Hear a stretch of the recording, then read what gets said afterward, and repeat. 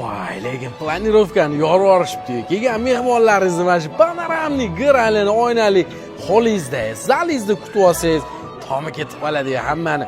MVD kartinka degan lokatsiya.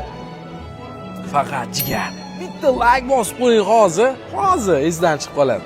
Lekin shunaqa lokatsiyada sotiladigan uylar juda kam bilasiz-ku, chunki juda sentr joylar hisoblanadi. Umumiy to'rxona.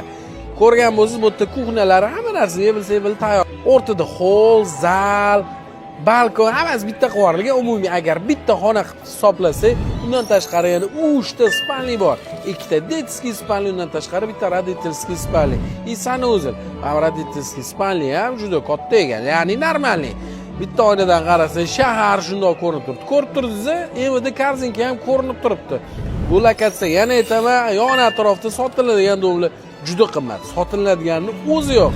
Lekin mana shu umumiy 96 kvadratli xonadonni 150 mingga berib yuborilyapti. Faqat shu oy oxirigacha sotilsagina 150 mingga berar ekanlar. Undan keyin boshqa hal qiladigan uylari bor ekan, joylari bor ekan, o't sotmay ham qo'yaveraman deyaptilar. Lekin lokatsiya ham, planirovka ham bomba. Bosib yuboring hoji aka.